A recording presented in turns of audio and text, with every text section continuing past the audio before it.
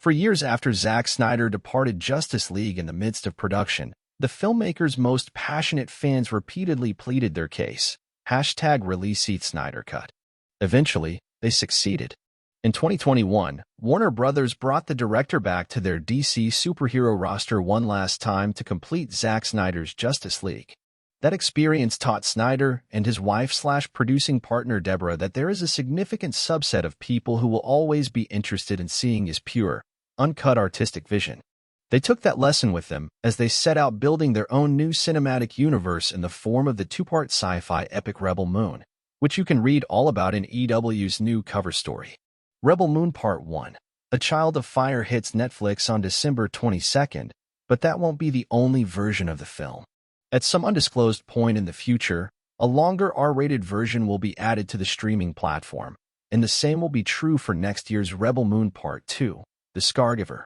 But unlike the messy years-long experience with DC, these director's cuts were planned from the beginning. During an hour-long Zoom interview with EW on Halloween about the making of the new films, Snyder said that Netflix producers brought up the idea very early on in the process. "This was the first time I had ever been able to make a movie and plan for that," Snyder says. "The cut was not me fighting with them like, okay, you won't do what I want. Can I at least release it on DVD?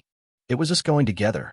To be clear, Snyder says, "I'm super proud of the PG-13 version, the broader audience version, because I would say it really satisfies an awesome, timeless, mythological scope.